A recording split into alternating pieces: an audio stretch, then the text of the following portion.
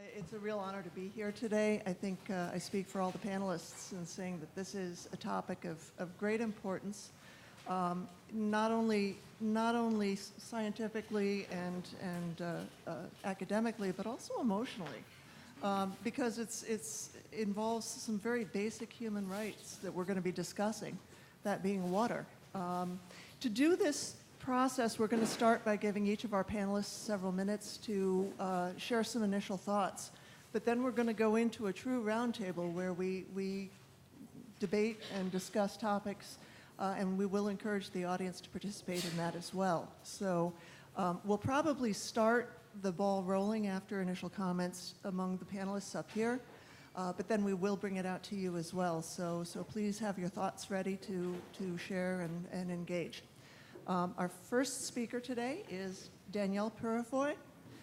Danielle is a writer, a lawyer, and currently Carolina Postdoctoral Fellow in the Department of Geography at the University of North Carolina at Chapel Hill. She had received her JD from Harvard Law School and her PhD in Environmental Politics and African American Studies from Duke University. And her research traces the roots of contemporary environmental inequality in the U.S. South, particularly in the development of black towns and settlements.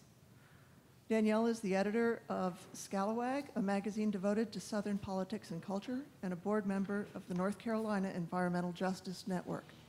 Danielle? Great.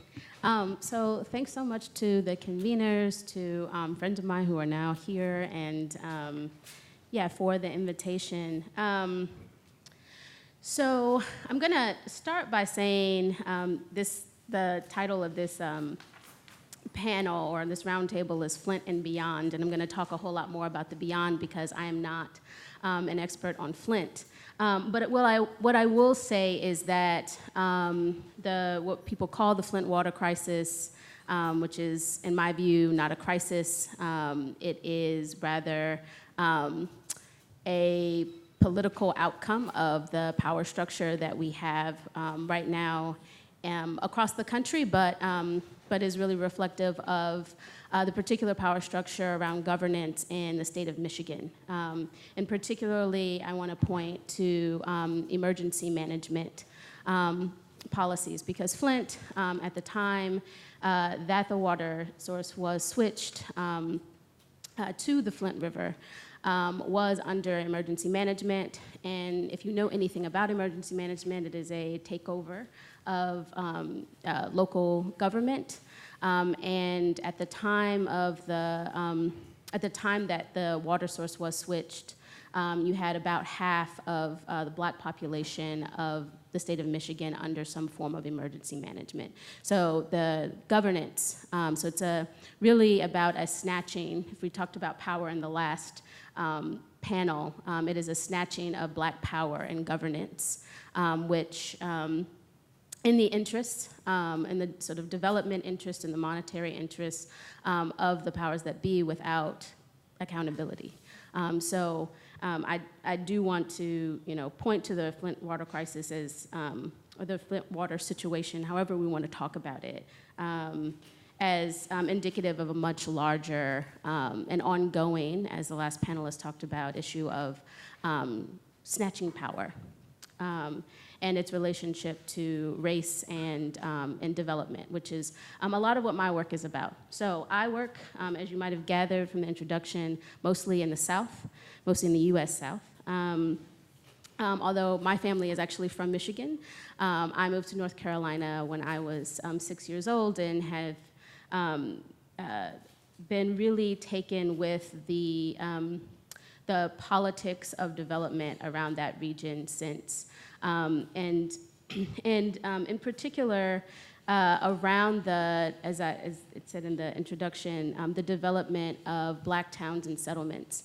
A lot of these black towns and settlements were developed in the aftermath of the Civil War. A lot of them were developed, more were developed in the aftermath of World War II.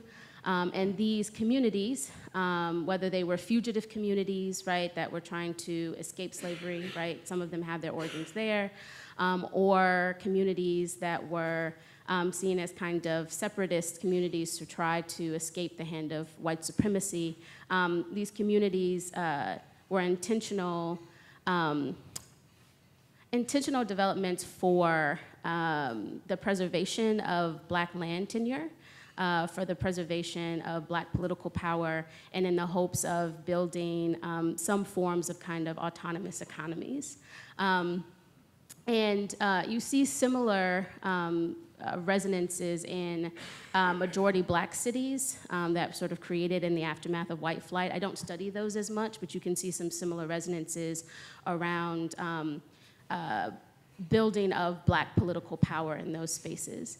And sort of my core argument in my work is that those are the spaces, if you look at, I mean, even historically, even before the 80s, right? If you look at the cases that we think of as environmental justice cases, particularly in Black communities, it is in those spaces where you see Black folks trying to take and hold forms of political power and autonomy. So whether it is the dumping of waste landfills to, as we'll talk about here, the denial of access to basic water rights, those sorts of adjudications of development are fundamentally about racialized power and the fights over it. So I think I'll point to a couple of, if you're particularly interested, let's say if we went back to the case around Flint and emergency management, I'd point to two scholars that I've been following who've been particularly interested in both Flint in particular and emergency management. One is Louise Seamster, who is a co-author of mine. We joined forces a couple of years ago because we were noticing the same patterns. She was noticing them in Benton Harbor, Michigan, which was under emergency management until pretty recently. And in my case, in the terms of the development of these historic Black towns, in terms of the ways in which Black governance, right, becomes a target for all sorts of nefarious development practices in order to sort of take back, right, the terms of power and resources. So Louise has an article out in the Du Bois Review around emergency management in Benton Harbor, if you're interested in that kind of work. And then Dana Kornberg has an article about the history of Detroit's water governance. What happened when the governance around water switched from white control to Black control in the 70s, and what the result of that was for kind of what I think of as sort of the precursor to Flint, right? The adjudication of water rights that as governed by a Black mayor.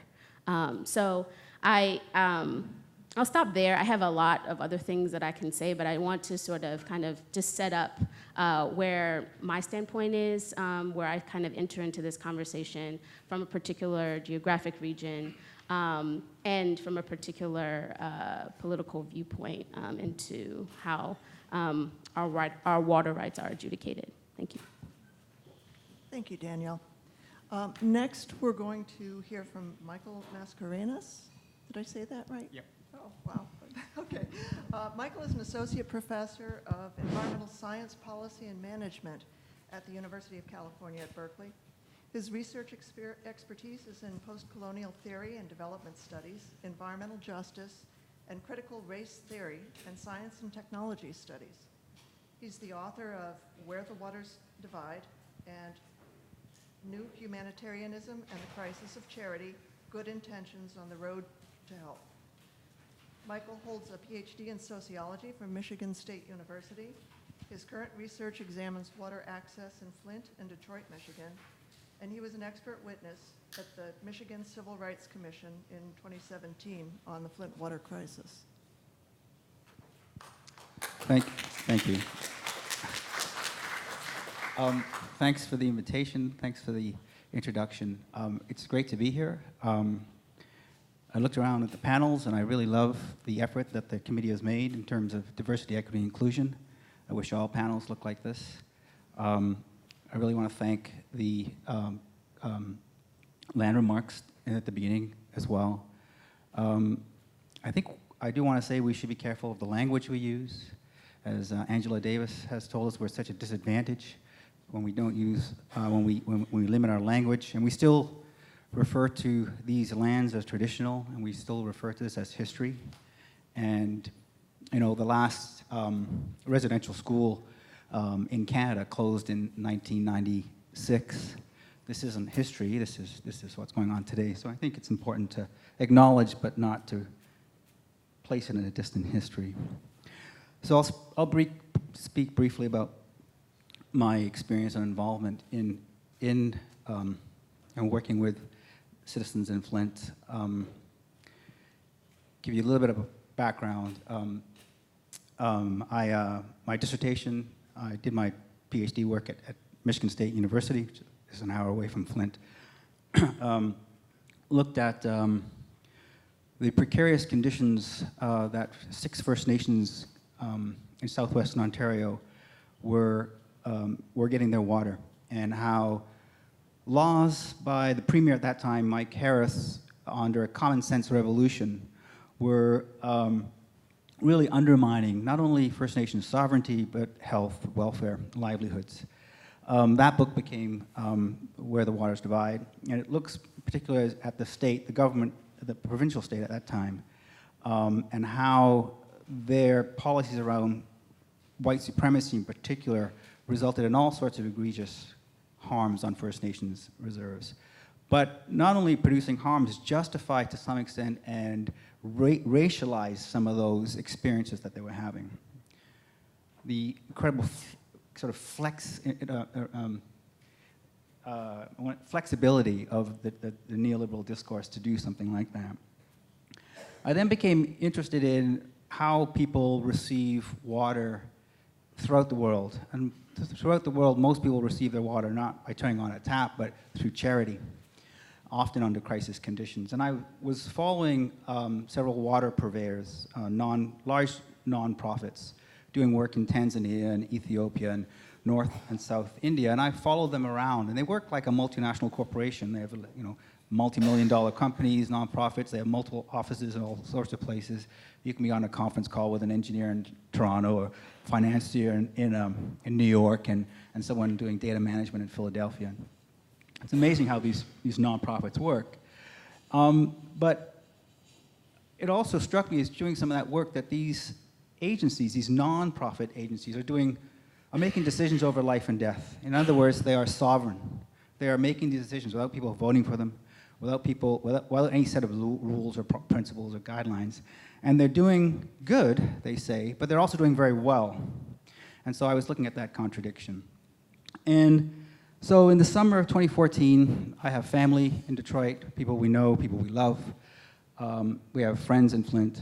People started talking about what's going on in the water.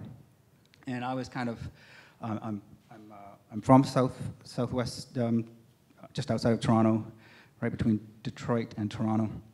And we were home, and I went over and started talking to people. And I was, of course, concerned, as were many people who had been yelling and screaming now for quite some time.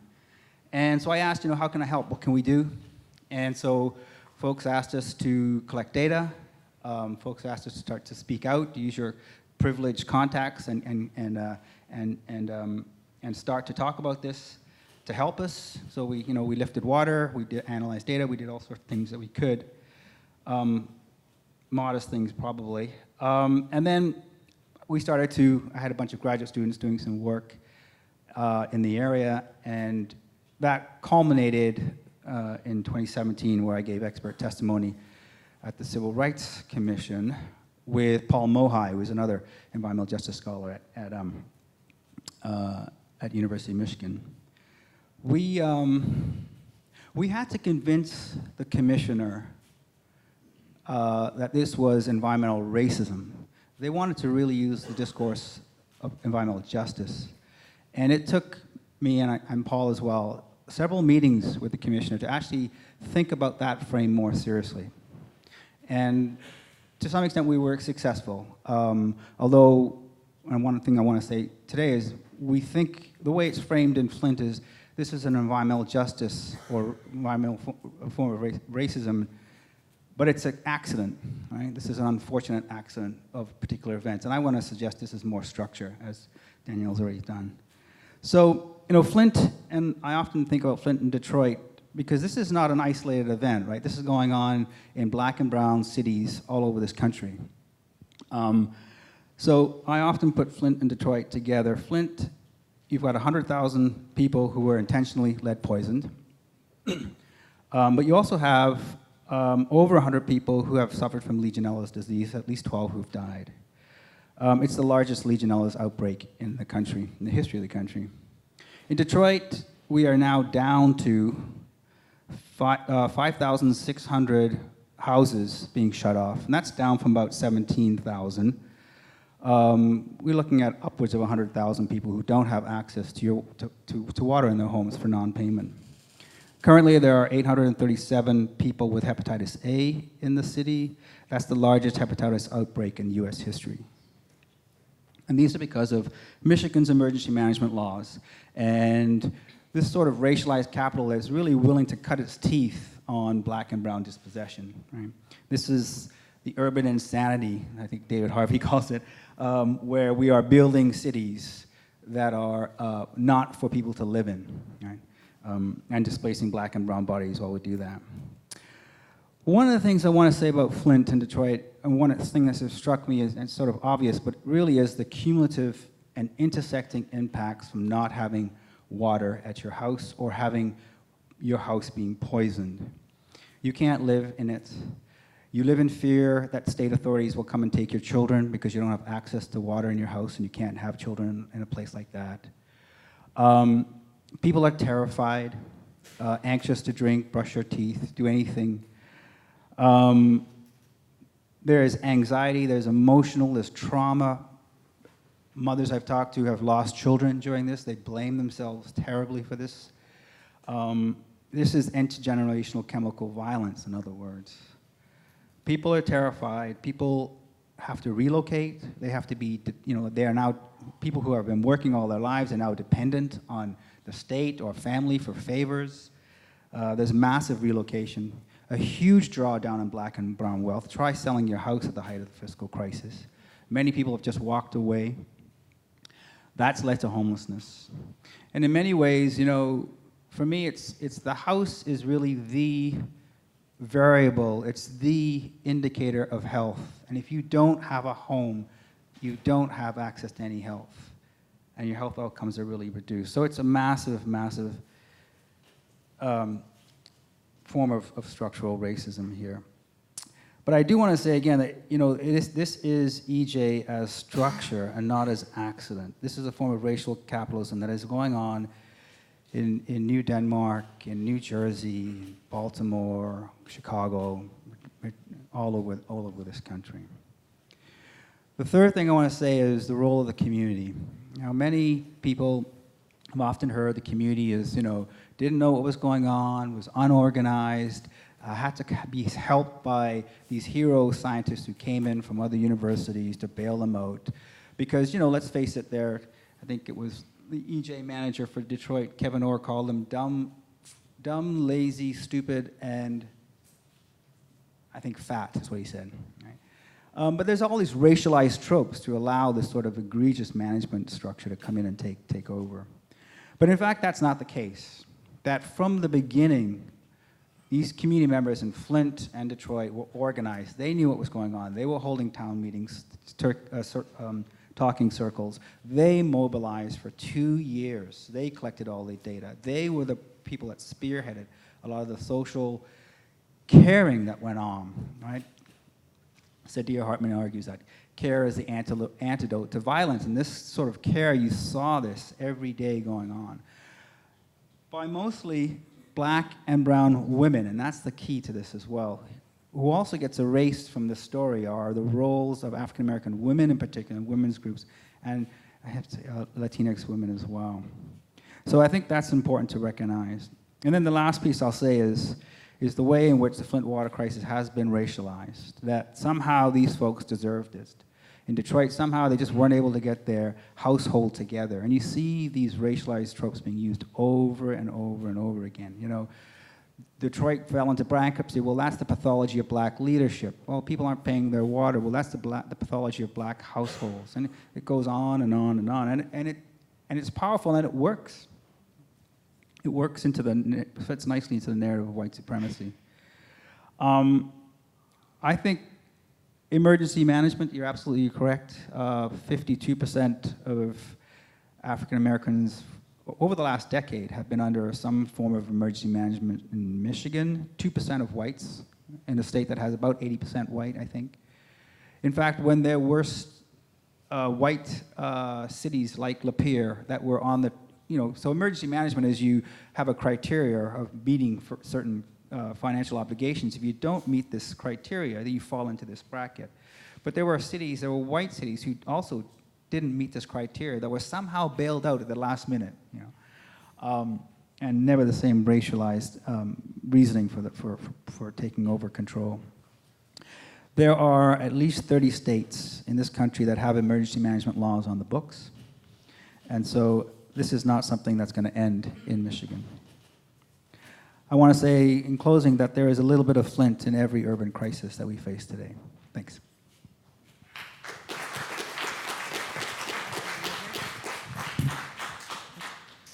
Thank you, Michael.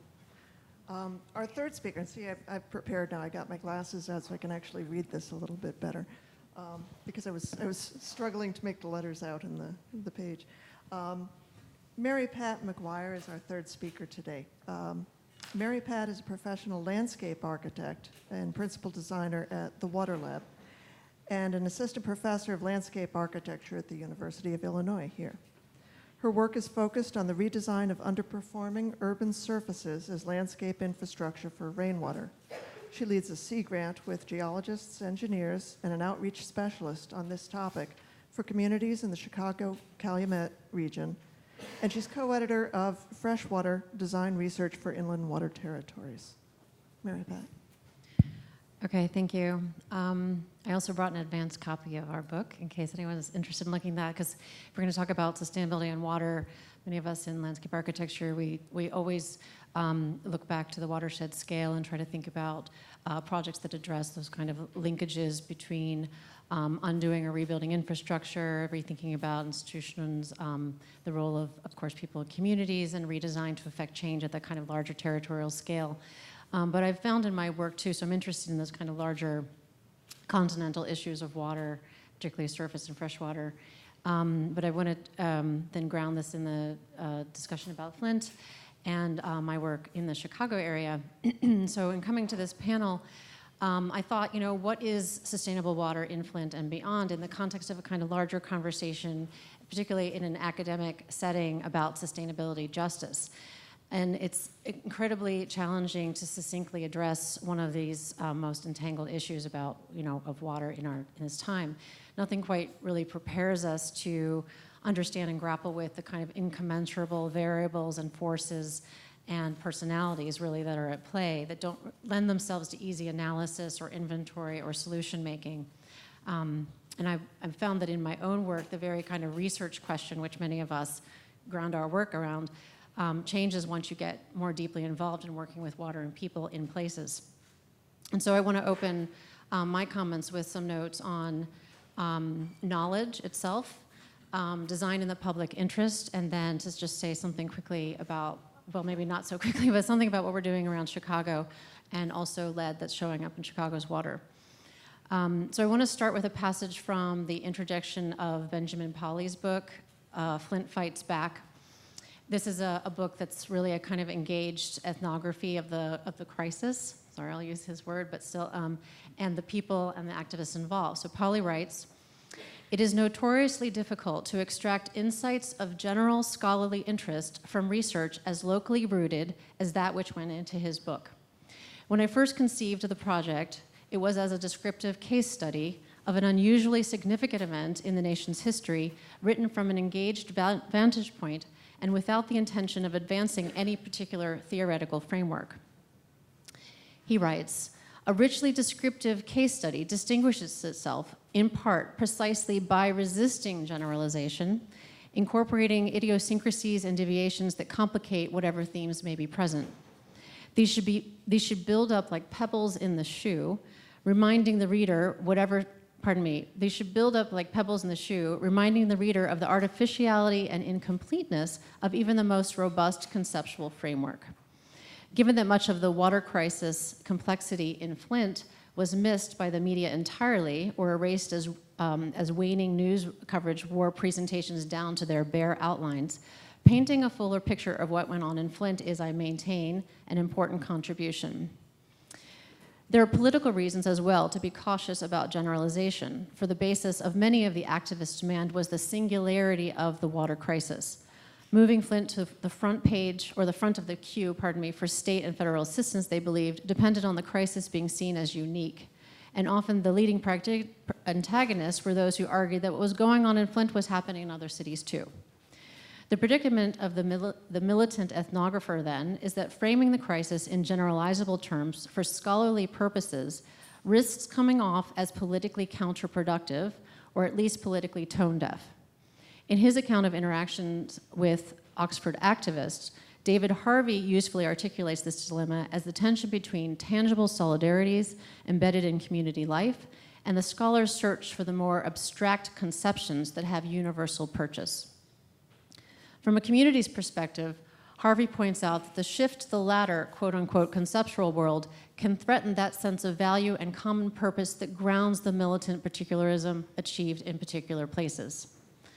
Pauly concludes, attempts to convey the significance of particular struggles in the language of scholarly abstractions may be seen by community members as diluting those struggles or implying that they are important only as instantiations of a more general phenomenon. On the other hand, there was political utility in the idea that the water crisis contained lessons for the world beyond Flint.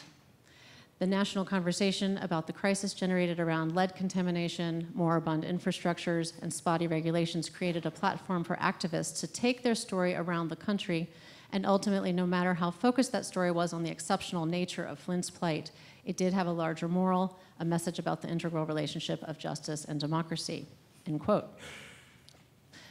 So these concepts, both abstract and concrete, about water and justice are, of course, what we work on within these walls here. We also work on these topics and these issues and these concepts through our public engagement outside of these walls. So it's both through research, but it's also through reciprocal work. So it's not an us and a them, but it's an us together. And it's the concepts of these things and even of the engagement itself that I think we should continue to challenge.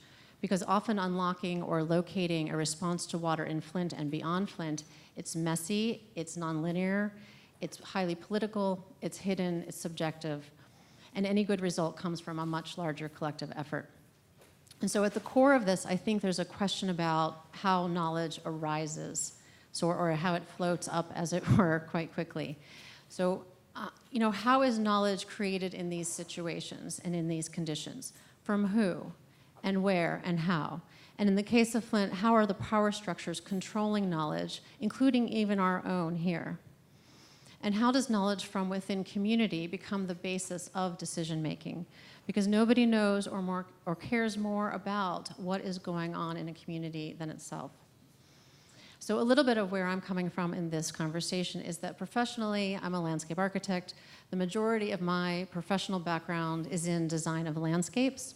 I worked in private practice for just about 10 years and then came into a much better alignment when I came into academia so that I could start doing a kind of deeper dive into questions about water, stormwater studies. I did this for Chicago, and I also started teaching what I think of as rain design in the public interest. And I can do this research and teaching here, I think, much better and more effectively because of private practice, where you get an intense training on how to get things built. Or unbuilt, as my work tries to do, to rebuild cities.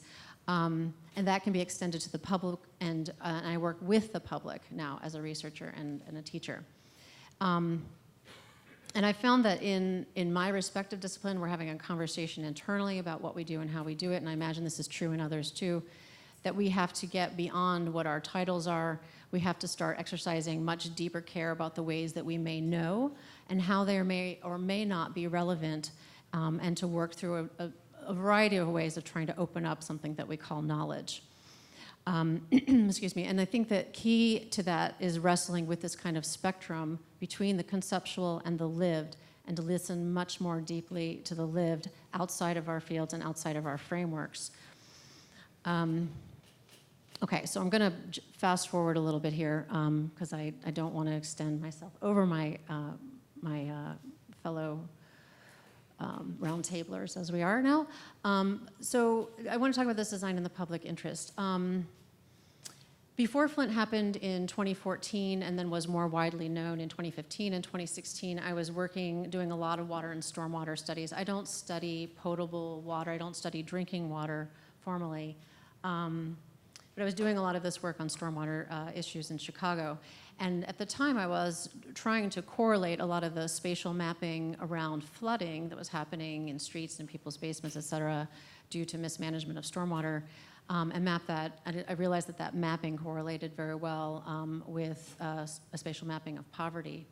And as designers, then, we were trying to then develop other kinds of mapping, other opportunities and design responses to these correlations. And one of the interesting roadblocks that I found in that process was not necessarily the communities, it was the actual water district itself.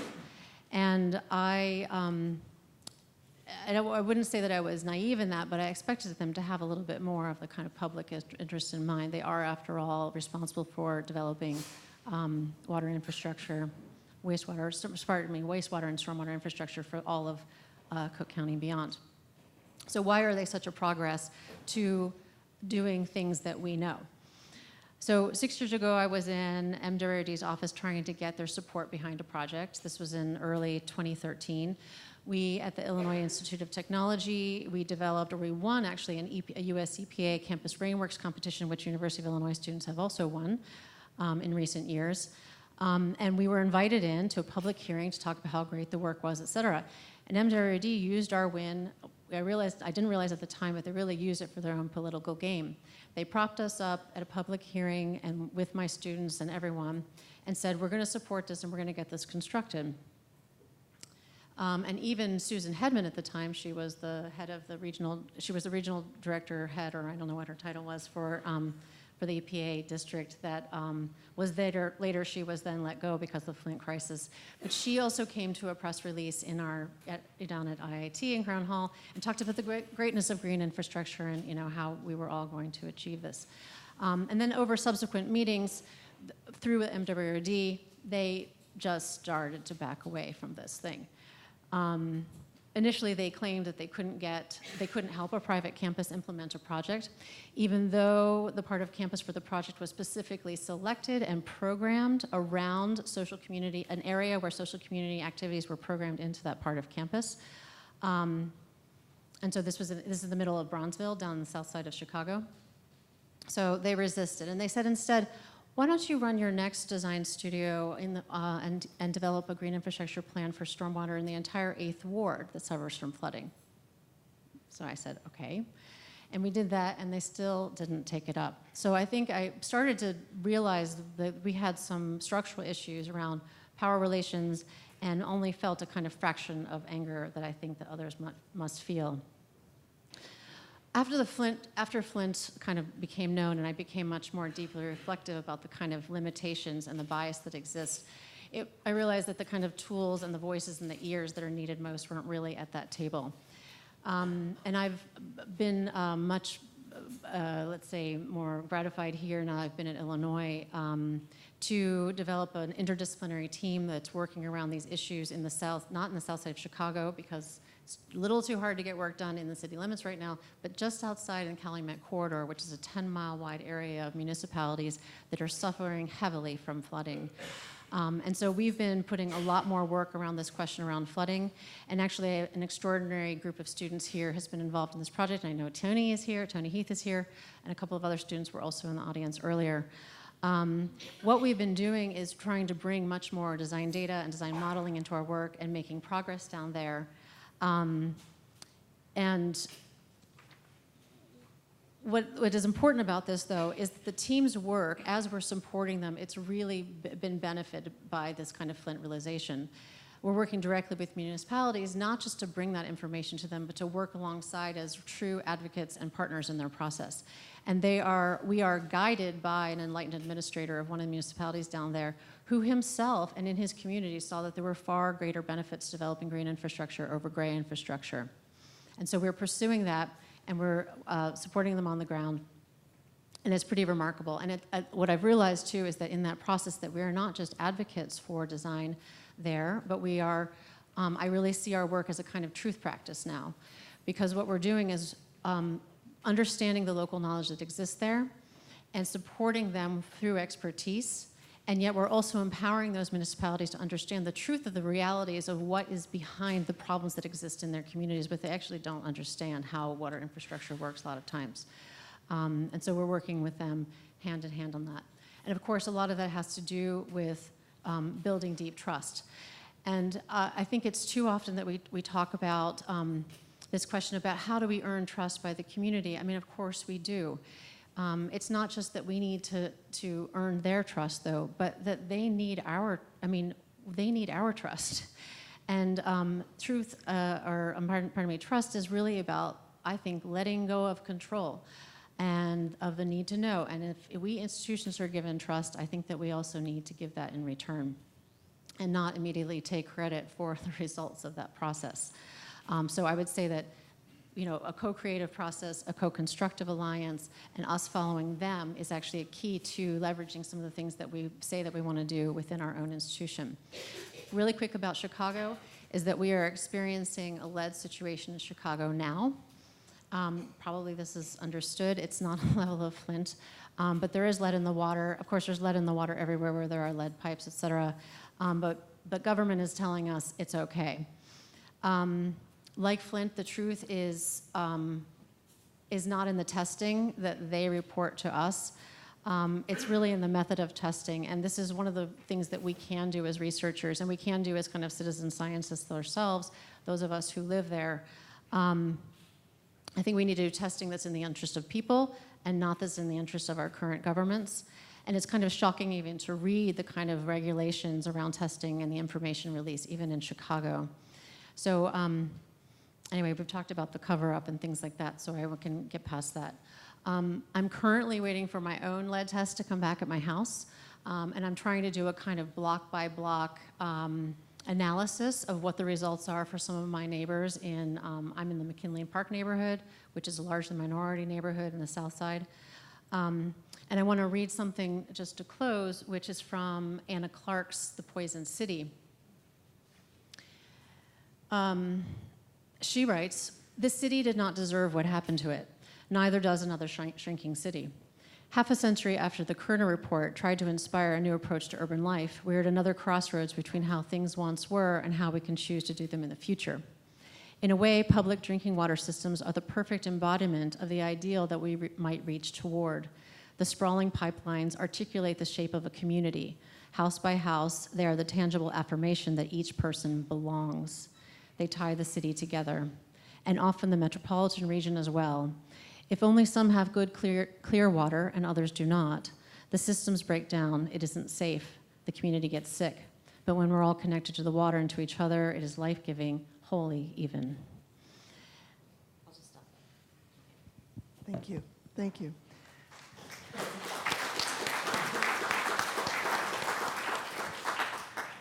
Okay, before we go into our roundtable discussion, Gillen made the mistake of offering to me an opportunity to share a few thoughts as well. And so I'm going to take that opportunity. I'd like to just discuss a few things because in my background, before I came into academia, I was a practicing drinking water consultant engineer for public water utilities throughout the Midwest for about a dozen years. I did not work in Michigan, thank goodness, but I worked with utilities in Wisconsin, Illinois, Minnesota, Iowa. And As a civil engineer, I felt the power that was vested in consulting engineers, that we have all the answers and it's technical. I also worked with the National Organization of Drinking Water Professionals, the American Water Works Association. I was on their Public Affairs Council at the time that the Flint crisis broke. And so I was able to witness and not necessarily be a part of, but at least witness how the water industry responded. And I think this is an important thing, and in a moment I'll share why. In addition to that work, I also became very active in international projects, working with non-industrialized communities. And I worked around the world, and I continue to work. That's actually my area of research now, working with communities that don't have access to safe drinking water right now, and have worked with other organizations in the past unsuccessfully to meet their needs for drinking water.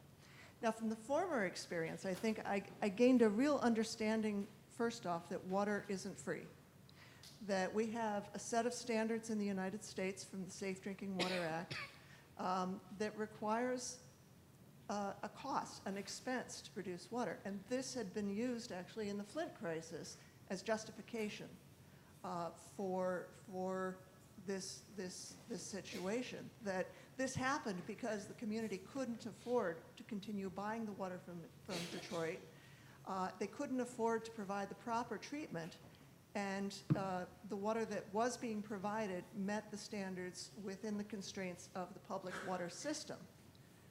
But what was neglected was that water had a tremendous impact once it entered the private plumbing of these houses in Flint, and the utility insisted they didn't have the monetary resources to protect those private plumbing supplies where the lead leached out. And again, I'm just kind of representing what the industry was saying at this time. This is not in any way an agreement with that on my part. But I came to recognize through that experience that much of this country views water as a commodity. When you're dealing with water, it's not a free resource. You go other places in the world, and it's not regarded the same way. The notion of paying for water, for example, in alternately developed societies is incomprehensible, because water may have availability because of a belief that this is a provision by nature or by the gods, and why would you worry about anything else? The end result of that is that standards that are imposed in the United States may not necessarily reflect what should be provided everywhere, or should they? Going through a lot of, and I have to explain, by the way, I'm the civil engineer here, but so I am trained to say everything can be solved technically, right? Thank you. And it was an education for me to realize that technical solutions are the easy part.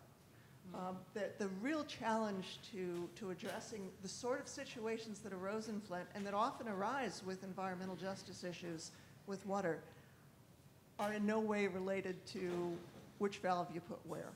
They're related to how is this fit within the context of the user. We could justify as engineers that everything the engineer did in Flint was right. I do not do that, by the way. I do not justify that. But the justification could be made that the process was followed properly by the engineers, and that the failing happened somewhere else. So this is an engineering mindset that I want to share.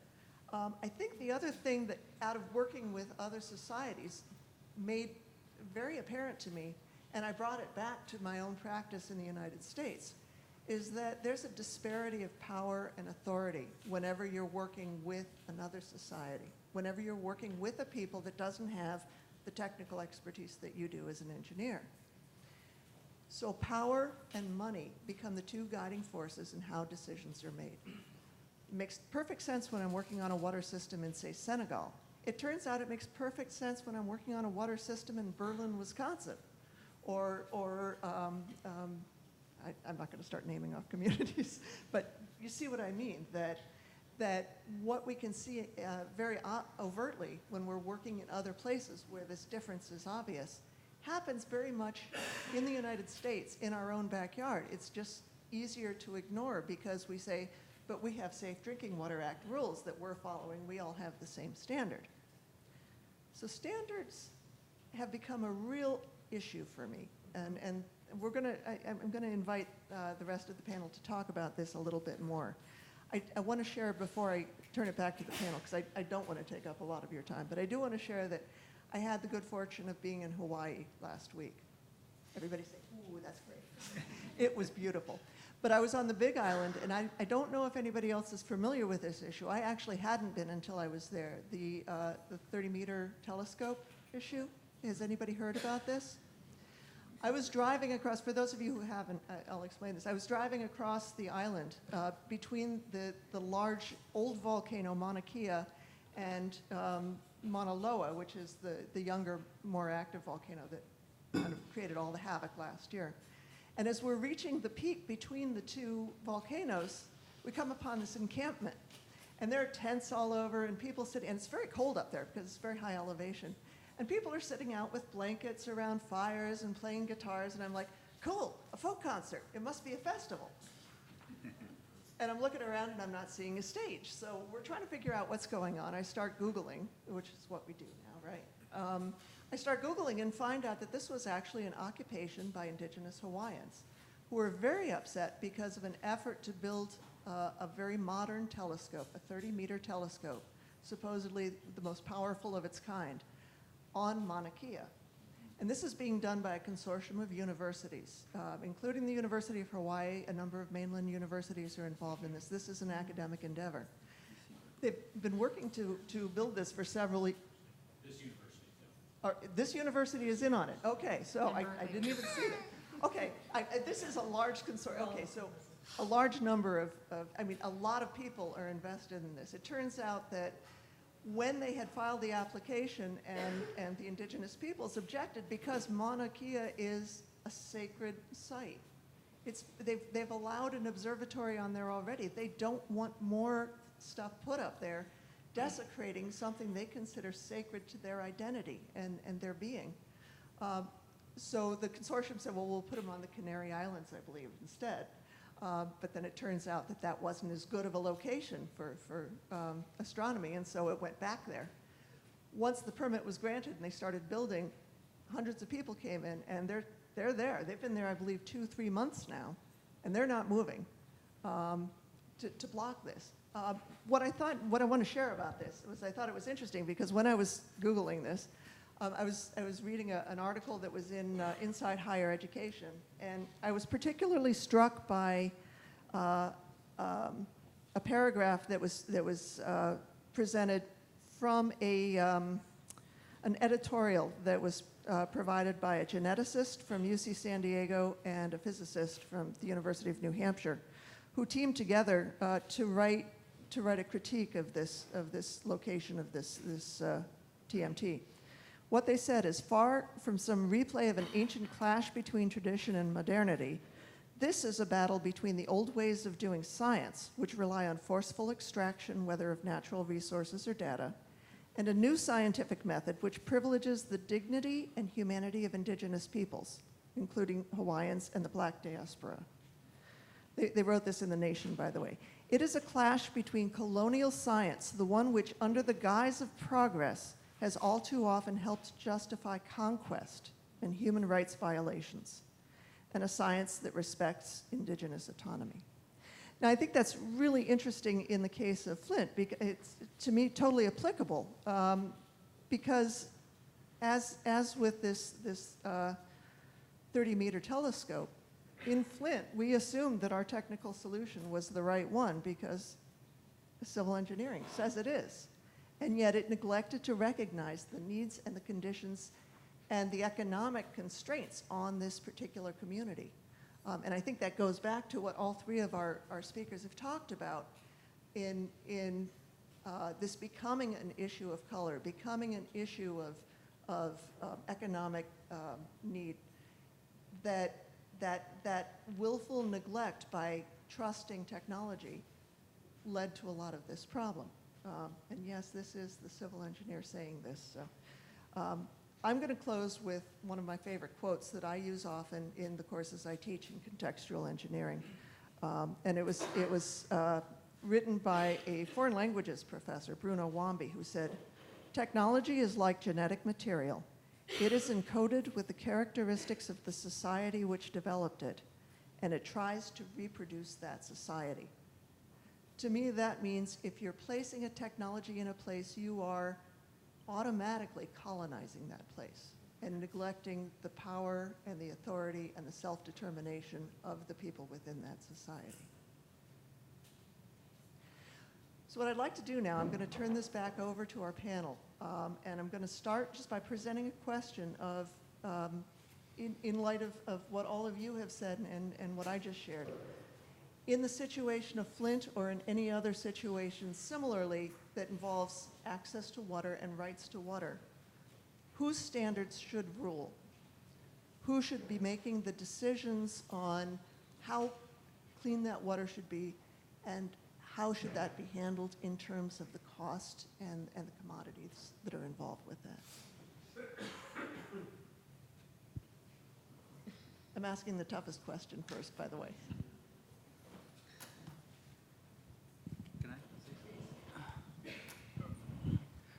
So a couple things I want to say. I wasn't clear, Amy, whether that's your narrative or the American Water Works narrative about the technical failures, but in Flint, that's not the case, right? That's what we think happened. We think it was a technical problem.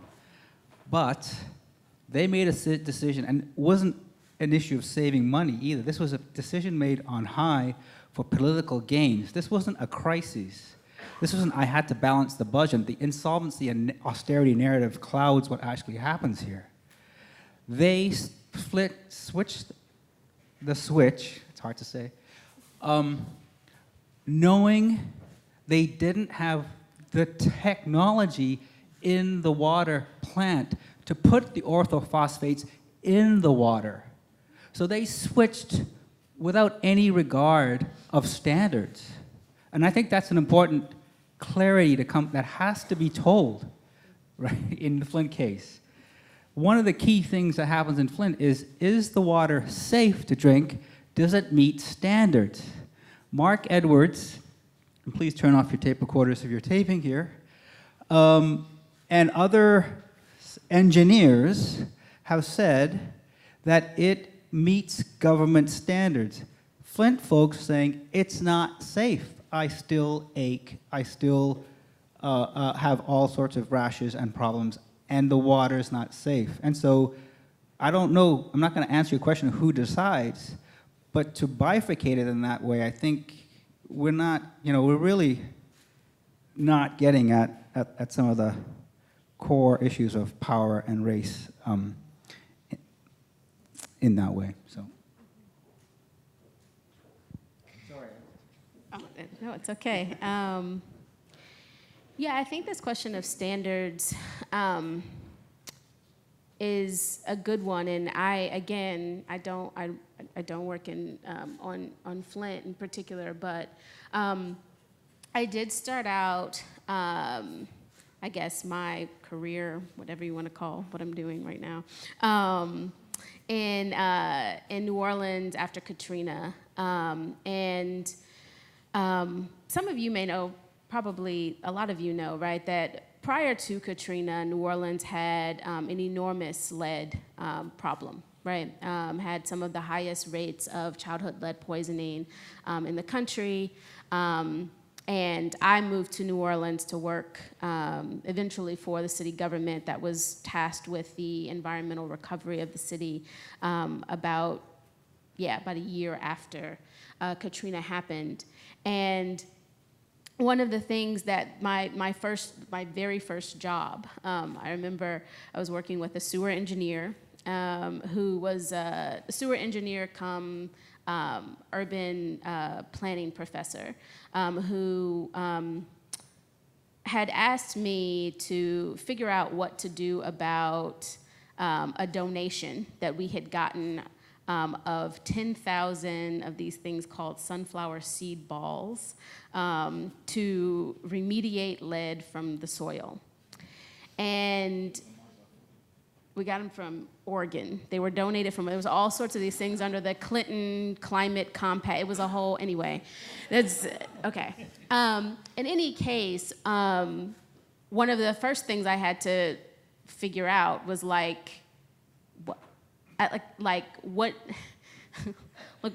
at what levels are we remediating anything? I don't know anything about this. You need to really learn a whole lot about lead. And she was like, yeah, put me together like a compendium. I never forget this. Can you put me together a compendium on lead issues in New Orleans? And I was like, okay. So, but one of the things that I found out, right, in the midst of, right, interviewing folks within the city and a researcher named Howard Milkey, who worked particularly on mapping lead in soil across the city prior to Katrina and then afterwards, was about like where the politicization of the actual standards of lead and every other kind of contaminant that we were thinking about and people were bringing to our attention that people were concerned about was in their soil, right?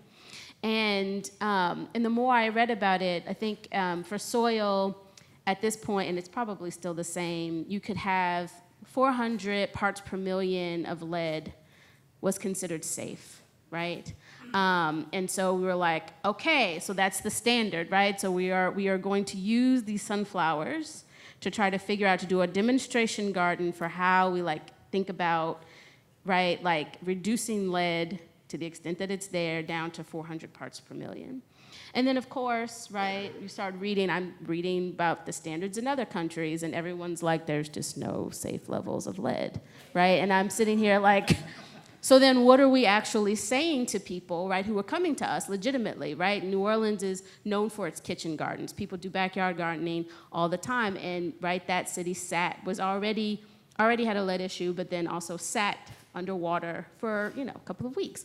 So this was a real, like, legitimate issue of messaging, right, from the government, right? Like, what do we say to people about safe levels of lead when, right, we can see clearly that there's a huge discrepancy in terms of in terms of what people think is safe, right? And where did this standard come from, right? And so I think about that a lot. I don't work on the sort of technicalities around standards around drinking water, right? A lot of the work that I do is around just the basic access to it, right? A lot of the Black towns and communities that I'm working in are struggling with having no access at all, right? One of community collaborators put it pretty bluntly. She was like, in Flint, you had a crisis of water quality, or crisis. You had a problem of water quality, right? In the communities that she was working in the Alabama Black Belt, you have a crisis of no real infrastructure at all, right? And so, or if there are wells that have been dug, you have an issue of industry coming in and, possibly contaminating that water and those sorts of things. So really adjudicating, right? Like, and we all know, right, that like private drinking water wells aren't even regulated, right? So like, how are we adjudicating these sorts of standards? And I think that's, to me, right, like the sort of real question is, in whose interests are these standards, right? Like, and it's so hard, right? So how do you have a like actual conversation? I mean, I think it feels like some folks somewhere have had enough of a breakthrough in their conversations that they can say there's no safe levels of lead, but we're not even there yet, right? We're not even at that level. And so I really struggle with this because I'm like, if we can't agree on a standard of safe, clean drinking water, here we have communities who don't have drinking water or are drinking bottled water, and we don't know a lot about, like there's all sorts of issues with that. Then like, how are we adjudicating it? And I don't just, to say, like, I don't know the answer to this, but I do know like the sort of core of this problem is like, you're gonna use the standard. If the standard is used for anything, it's used often, right, to impose a reason why you can't still have access, right? And that's just unacceptable to me, so, yeah. I won't say too much, but I want to add this issue about standards because I wasn't sort of trained and educated or working around issues of standards in landscape architecture. I mean, we do address needs, but we work around designing beauty, for example, or experience, and there's not really a kind of standard for that. And of course, it's entirely subjective. And when I got into the more of this kind of water work and water design, I realized that there were standards, and that design could meet those standards and exceed those standards, particularly when it has to do with stormwater itself. What I've been learning in Chicago now that I've been looking at this lead issue, and of course I learned this too, that there's no safe level of lead for the medical community and the researchers there. Mona Hatish was very vocal in her work too about there's no safe level of lead. And yet the standards that I'm aware of in Chicago is that they are permitted to release water that's anything up into 15 parts per million of, sorry? The EPA, okay, so that's the EPA standard, that we're allowed to receive up to 15, no, not up to 15, so let's say below 15 parts per million of lead in our drinking water in Chicago. And they're only required to report publicly if over 10% of the households have over 15. So they're not even if we have 10% of our households who exceed that, they're not even required to publicly report that. So this was kind of disturbing to me because the way that we access the information right now is just a long PDF, hundreds of pages of results that we have to go through and map out. This issue of standards is also, I think, that one of the real benefits of working with the Civil and Environmental Engineering department here, of which the collaborators that we have in our stormwater studies, is that we've been questioning standards around stormwater, for instance. So the current standard in Chicago is you can capture and treat 1 inch of rainwater off of any impervious surface. And what our research has figured out is that we can go way beyond that standard, which then empowers communities, empowers also green infrastructure funding, which is very hard to get to build these kinds of alternative technologies in our backyards, in our streets, et cetera, in our communities that have many, many more benefits around them. But currently the standard doesn't allow you to do that, and it doesn't allow you to think about, for instance, the soil, as a participant in that, which we have sort of done some more work around that. So I just want to say that research, that is where I think research can push that, and also, of course, the public knowledge around the erroneous, standards that we're given. Thank you. And Michael, that was... I just want to add one thing. Like, the interesting thing in Flint, right, is like when, so she's known as Dr. Mona, comes out with the report, it's no safe level of lead. Then it was, well, they're lead poisoned, which is 15 parts per billion EPA. Then it was, well, they're not really lead poisoned, we're not sure, they're lead exposed, right? And then it became, well, you know what, Flint's got lead percentage this high, and look at all the other cities that have the same. So I like your framing of it, like whose interests are these standards being defended in? I think there's the question. And that's a wonderful question. I do want to clarify that was an AWWA conversation, not necessarily reflecting my own opinion. But so I have a love-hate, actually more like a hate-hate relationship with standards these days. Because working outside the United States, I've worked with engineers who have said, we're not going to design this water system unless it meets Safe Drinking Water Act standards. And, I found myself in the situation saying people are walking 6 hours to get water, and are you really going to prohibit them from drawing drinking water or have to spend a great deal of money to treat that water so that they can have drinking water? Standard seem to oftentimes become a hammer rather than, and I think, Mary Pat, what you were saying, they also can inhibit exploration of better technologies or different approaches because they set a universal floor. But I think that one of the things that standards do, and one of the things that they did with Flint, is they made more of a recognition of water as a commodity, that you can have water if you pay for it. One of the conversations, for example, among the industry utilities was, why should we be paying for treatment of pipes that don't belong to us? Those pipes are in houses, and those are the homeowner's responsibility, and they should replace the pipes. And again, I'm sorry, I'm kind of provoking a little bit, I understand that, but this is kind of the framework that I was hearing from water utilities, is we had everything perfectly fine in the public pipes. That was all acceptable. It was after it hit the houses. You know, there's not a recognition that when it hit those houses were older, in poorer condition, oftentimes owned by people who didn't have the means to replace piping. But those were just lies, though. Yeah, both the engineering firms, Land and Viola, are being sued by the state. The water that came out, first of all, they were on Flint River water at that point, Right. which we know is highly corrosive because of all the contaminants and toxicity already of that water source, which is another entanglement about, you know, supply demand of water, and even the quantification of something as sacred as water is just nuts. The thing that happened is that what they did is they tested that water as it came out of the plant, although the plant operators knew that they didn't have the technology to even get it going out. They were using but a they water made softening but plant, they which made makes water more corrosive. an active decision not to add the phosphates to it, and then they overchlorinated the water for a Correct. period of time, which exacerbated people's health in other directions. Absolutely. It's what happens when the water leaves the plant and goes through the pipe system and then gets to the house. Right. And so we know that in Chicago, that is the source of so many of the issues that are happening now, that even street repair and reconstruction, water metering, et cetera, is disturbing old lead pipes and releasing lead. And they've actually stopped that work. That Emmanuel was like, we're going to upgrade the sewer system, and now it's causing all kinds of problems.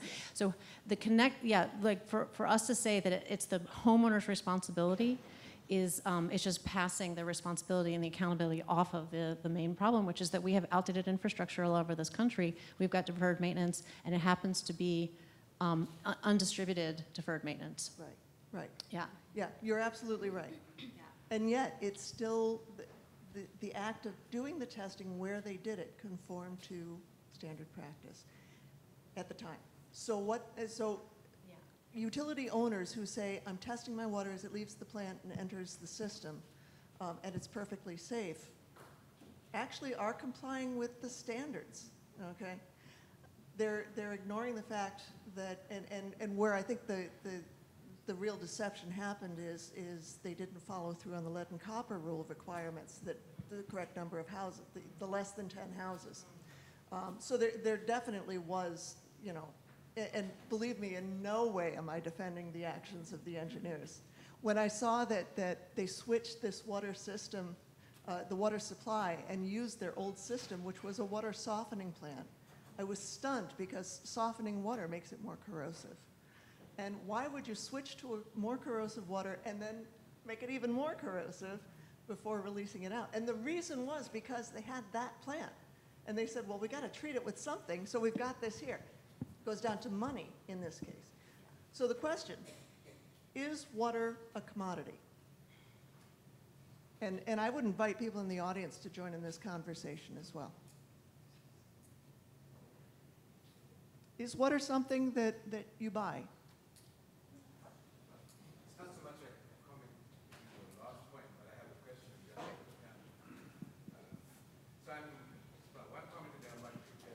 What do you mean by Michael's statement about all these urban insanity? It reminds me of Clyde Woods' remark, which is what I would think about as the sort of epidemic insanity. Where he argues that we actually become more expert colonists. We tell the cause of death, what expertise have,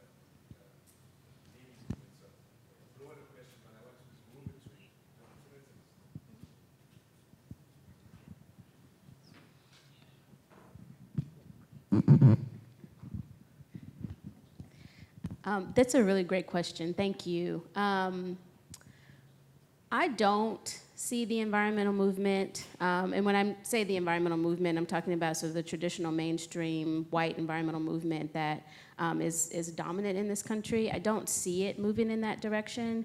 And part of it has to do with,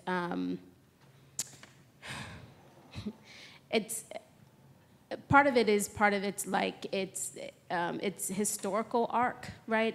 Particularly within this country. So there are multiple, obviously, right? Can you hear me? The environmental Can you movement hear in me? South Africa. Can you hear me? Oh, what happened? Okay, sorry. Yeah, sorry, that was kind of weird. That's the water talking.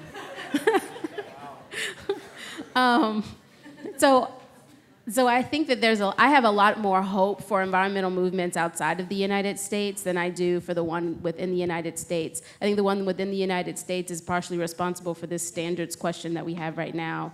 It's very much in bed with government and technological fixes for things that there aren't actually technological fixes for, right? They're only sort of addressing root causes.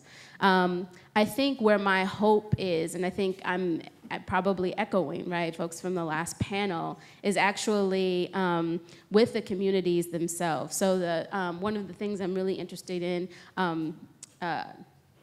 instead of cataloging death, right? Cataloging, right, harm or evil facts, as a friend called it, is really thinking about in these Black towns and communities where I've been working, like really thinking about what are they actually doing? What are the actual, how are they actually governing, right? In the midst of, right, all of this sort of continuation of, what Clyde Woods calls plantation power, right? So, and what are the sort of social and political institutions that they put in place to sustain themselves, right? I mean, even in the face of, at sometimes like not having the actual technological, right, like infrastructures. And I remember being in Alabama and, speaking with folks about the particular issue in the Black Belt is a lot around wastewater sanitation infrastructure. And hearing them talk about the continuation of ways of taking care of their water, right? Their drinking water from wells, right? Ways that they figure out alternative ways to dispose of waste. Things that, right, are coming back into vogue now, right? Composting toilets and all those sorts of things that are now permitting, require expensive permitting, right, in the state of Alabama, but are things that are practices that people have done by necessity for a long time. And it seems like, and it's a struggle, right? Like, I won't say that this isn't heavily complicated because, these communities still want, right, the like infrastructures that other, towns just up the road have, white towns just up the road have, right? So those debates and those politics are very much in play. But when you talk to them about what they're actually doing right now, right, and what they have, and it's basically been a long lineage of what they've been doing for a long time, is doing things like monitoring their water, is doing things like, I'm forgetting the sort of things that they're actually putting in water to like, in well water to like think about. I mean, these are things that are just really, really old practices. And I think there's value in that, right? There's super value in actually thinking about those things because, of course, like people who are, mainstream environmentalists, a lot of them are like, oh, we can commodify this. We can make a compost toilet, something that's in vogue for your tiny house, right?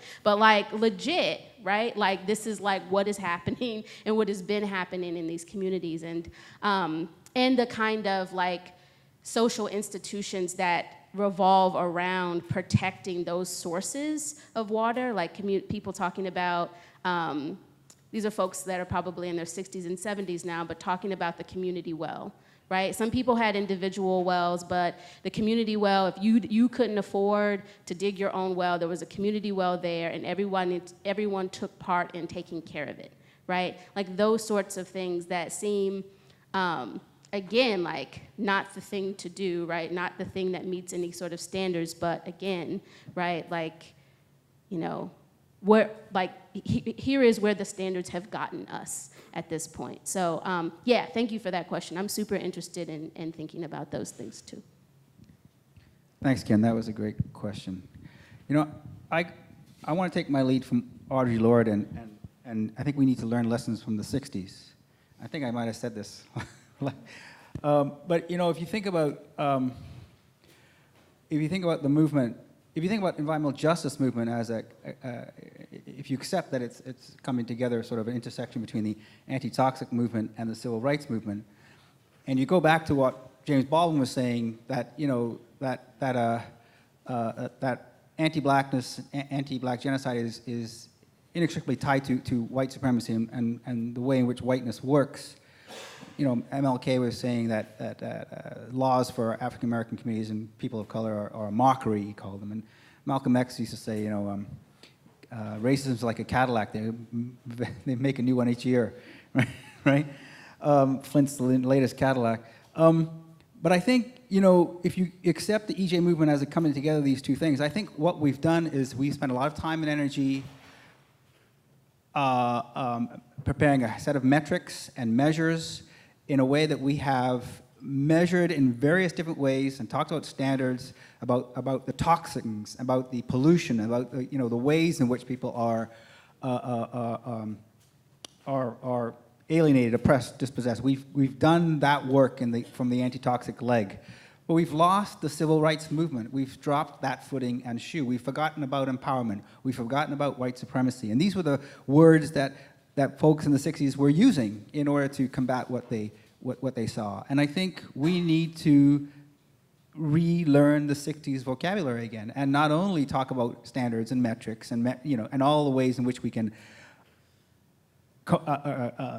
quantify dispossession, right? Because all that really lets us do is write better stories about people suffering, right? It makes us feel good about them feeling bad, you know? But we need to also empower people, and we need to, and that might be local water, you know, wells. It might be local empowerment measures, but we have to start the empowerment step, and that's the shoe we've dropped.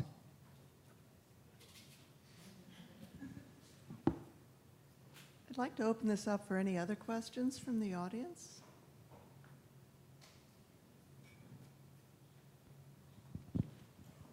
Yeah, just bringing it back to something y'all talked about at the very beginning. There was a lot of emphasis on the emergency management system, how it brought a lot of Flint's problems along.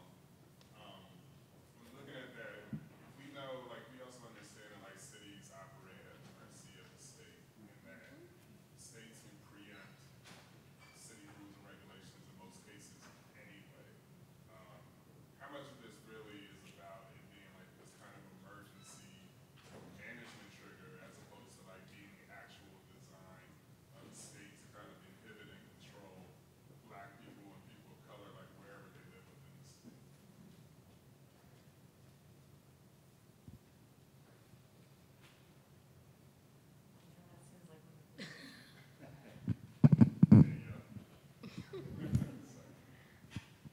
I mean, I think it's,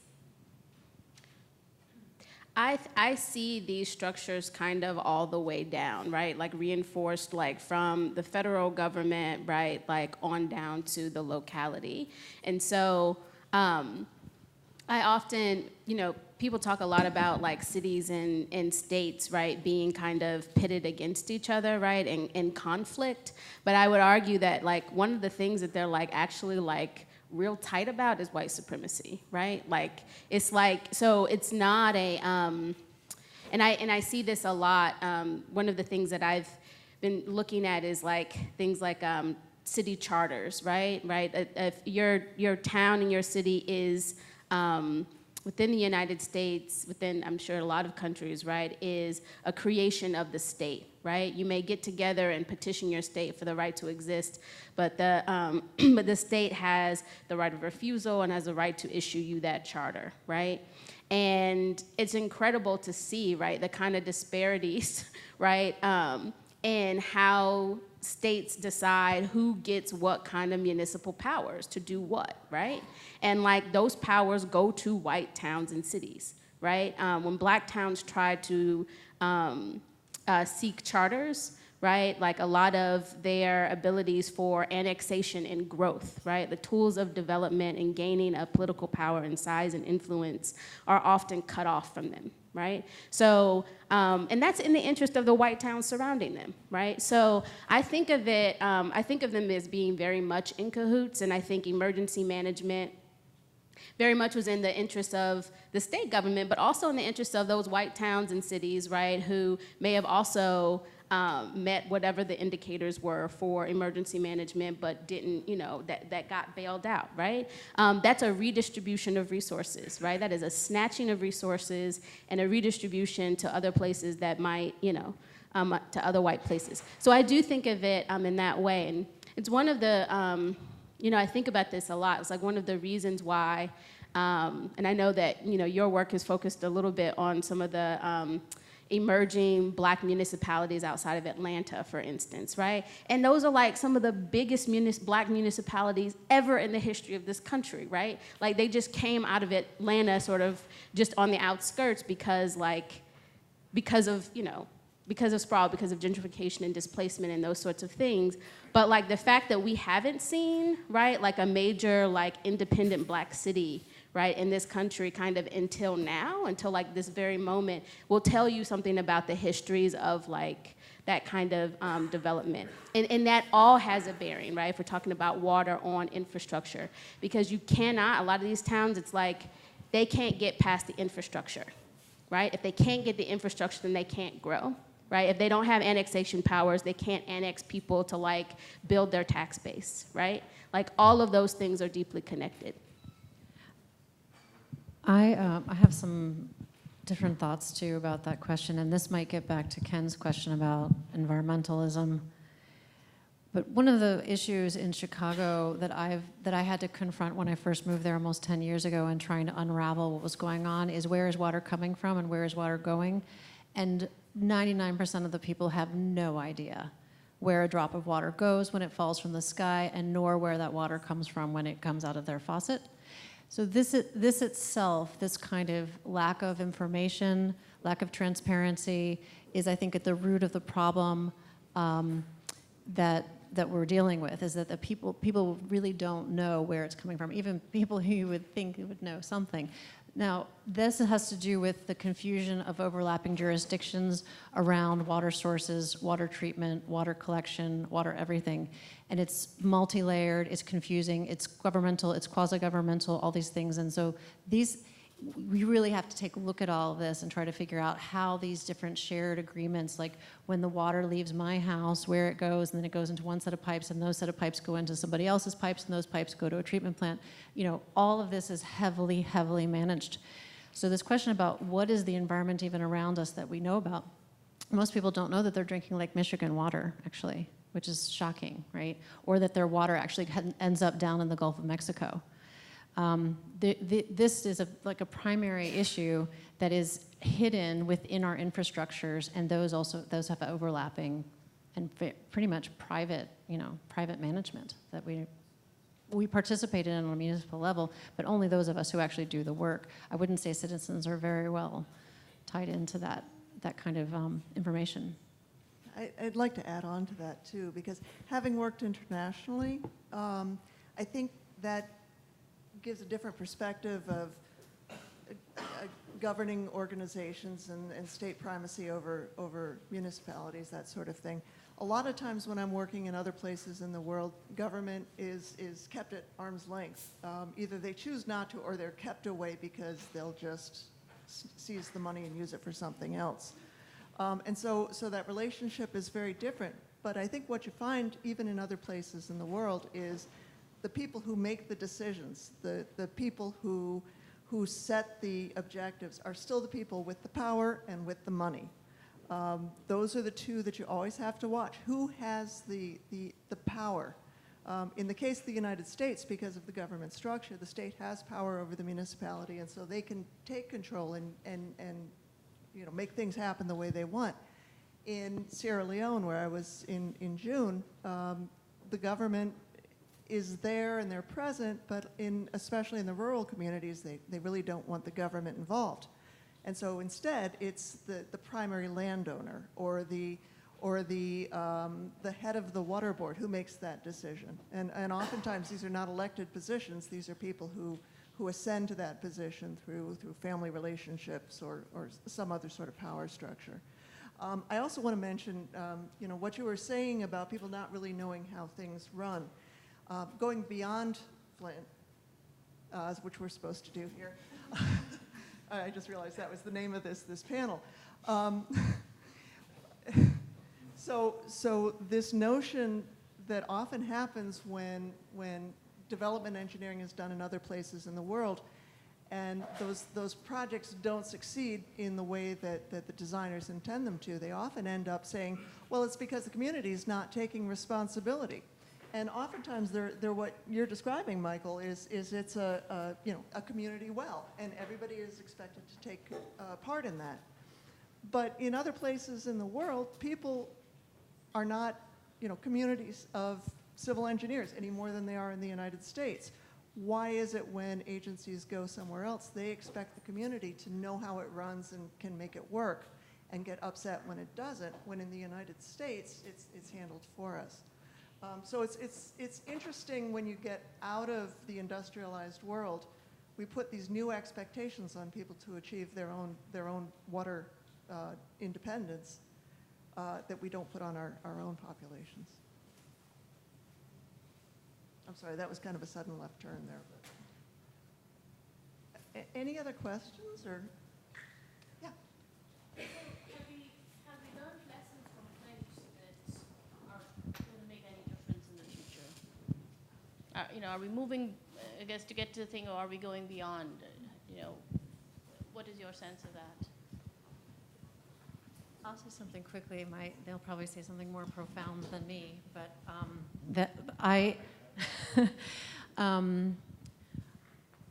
undertaking some new work around Flint because I came to know a woman who graduated from the MLA program at the University of Toronto who did her thesis work on Flint and around the community organizing and the empowerment centers, et cetera, that were there working on the drinking water issue. They're highly organized, and what we're doing is we're exploring the possibility of working with that kind of coalition to look at Flint River now and all the stuff that's going into Flint River, which hasn't received the kind of design attention that it should. So this kind of idea about the water, the interrelatedness of all of these things, and the kind of unfortunate dumping and runoff and all kinds of issues that are related to stormwater and unregulated, discharges. We are investigating that now as a way of rethinking, like, okay, how is the work that the people did on the ground? How can we start to learn from that around stormwater issues? Which we have a lot of that. We have a lot of that work. There's a lot of those people doing that in Chicago. We're trying to think about how to transfer some of that knowledge or some of those processes across. So yeah, I think that's a very exciting, potential outcome, at least for us in our work. I don't know if we've learned. I guess the question is it getting better? I think the question should be who is it getting better for? I think I don't know about outcomes versus process. These are just thinking through this in an epistemological way. I think these are a set of relations that are always in tension, and so. Are we improving our knowledge? Yes. Will that be used? I guess it depends. I don't know. But I don't know if I want to sort of say things are getting better because we've learned from Flint. Was that the question? Are things getting better? Maybe I missed it. I think that's about but I mean, I think I think it's like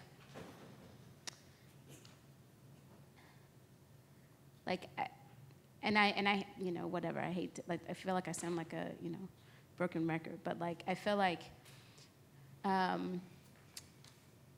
I don't know if this is about learning lessons, right? Like, I feel like things like this, things like Flint, we have like a long history of things like Flint. And after everything like Flint, there's always like an opportunity, right, to learn from something, an opportunity to be like, hey, we're gonna stop, you know, we're gonna stop using power in this way, right? But it doesn't actually change. And that's, I mean, I can't, it like, that sounds so like not hopeful and like so, right? But I do, so I think, so I'll say the lesson that like I've learned, right? So the one of the things that I've been, things like Flint, things like, you know, thinking about, you know, like all of these other infrastructural crises, right, that are happening that are deeply related, right, to what is happening in Flint, make me think a whole lot differently about governance, right, than I used to, right? Like, I used to think that, like, oh, hey, maybe we can change policy to like restructure something, a mode of governance that will really work for us. And I don't really believe in that much anymore. And I'm like, I did a whole PhD in like environmental policy, right? Like, and I'm kind of like, I kind of just don't believe in that anymore, right? So, which is hard to say. It is, it's hard to say. But I think like increasingly, and that's why I've been really trying to pay attention to what communities who like, for whom the state has never worked, right? Like, what are they doing, right? And like, I want to think about, like, I want to theorize about that, right? Like, I want to think about that. And so I'm kind of, yeah, so I can only kind of say like, what I've learned, I don't know what like the powers that be have learned. Like, I don't have a sense that they've learned anything. I think they've learned like, oh, we can get away with this, right? We can continue to get away with this. So yeah, I'm sorry, it's like not a great answer, but. I appreciate Danielle's honesty and her sort of push against that, but I do think we are learning. And I think the work that we're doing in Chicago is precisely what I think Danielle just critiqued is not happening, is that we are learning from Flint, and I said this in my opening comments, that we are learning from it. Those of us who are doing, especially here, I would say we, I'm not talking about government, we are basically pushing against the normal procedure to get different things done in the south side of Chicago that isn't happening through governmental structures. And so it's because of the horrible things that have happened, and also the possibilities of who then takes control. So we're trying to put knowledge, technical knowledge, but also aspirational knowledge into the hands and in the minds of different people, and working with what it is that they need on the ground. And I think we are going to affect change. So we are now developing a pilot project. We have a $750,000 around a pilot project to do things that is not happening down in that area, and it's going to be led by the community itself. So I think there are things happening, and when we talk about this project, we will not be giving credit to MWD for allowing us to do this. You know, it's going to completely come from the kind of research that we've done in partnership with citizens on the ground. So there are lessons coming out of it. I just want to say that we do have to push against those things. We have to call out the sort of power where it is, and give sort of voice and witness to what was going on in Flint, because there are signs of that happening, of course, well, in a much larger city to the west. So thank you for allowing me to just share that with you. I do want to add something as well. And that's in a very narrow sense, it's had a direct impact on customers of water utilities. Because I can tell you that around the country, water utilities got so scared of what happened in Flint that they instituted programs to replace lead lines to houses so that they wouldn't get the same black eye. Now, is that benefiting, the populations of color? Is that benefiting the poorer communities? Probably not, because it still comes down to a money issue. But there are changes being made in that. The other thing I just very briefly want to share is I came here from a class where two students got in an amazing argument over whether there's any point, as long as globalization is moving forward and melding the world into a single unit, is there any point in trying to preserve local identity and local knowledge through technology? And it was some of the students who are in the class are here, so they know what I'm talking about. It got pretty heated. But I think this goes back to what you were talking about, Danielle, is you're dealing with these mega issues that seem unstoppable. And yet at the same time, there were some very passionate people in my class saying, but if we don't do something, is it going to yield a result in the end? I don't have a crystal ball, but do you do nothing is the alternative. Yeah, I just want to ask, excuse me, it seems like there's obviously a lot of cynicism, and I think for good reason, about the power, like the entrenched powers in government, how they're sort of based on a system that doesn't empower local communities. And so do you think really that there is almost no hope in the policy measures, and that you sort of have to go back to the communities to solve these problems? And then do you also think, maybe in that method, does that put a lot of burden on communities that maybe sort of disadvantages them? Because I think it is a lot of work to sort of work on your own utilities and have to, and I don't know whether that can have an effect on people already have so many other problems and so many other issues that they're dealing with. How much mental bandwidth and how much effort should these communities be expected to take over their own utilities, their own well-being, considering that the governmental system, as some of you have described it, is so corrupt to the point where you can't even use that avenue, so it has to go all through the community, but also what are the repercussions of going through that avenue? Even though, like I said, I'm not extremely experienced in that area, but I sort of like to hear your opinions on whether this community method in the long term, is that always going to be the right way, or should we really continue trying to work on the policy methods?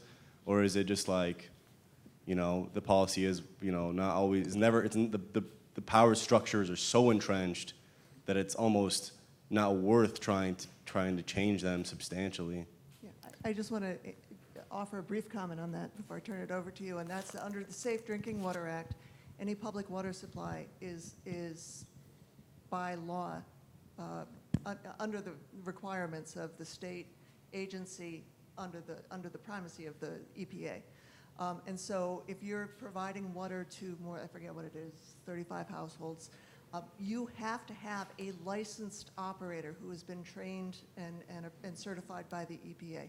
You have to have certain things. And so the notion of, hey guys, let's build a water supply and run it ourselves, legally you cannot do it. Is that the right thing though? Is it right that it's, okay, we always talk about legal and illegal, right, but also legal and illegal doesn't always determine what's right or what's wrong or what's beneficial for the community. So I guess that's the question. So I'm afraid that a fascinating and ongoing conversation that we could, I think, continue next door, where there's a Sept food and wine a reception waiting for us. I do feel bad about cutting off a conversation that's obviously peaking and continuing, but tempus fugit. And I'd like to invite you to thank the members of this panel for an intriguing roundtable.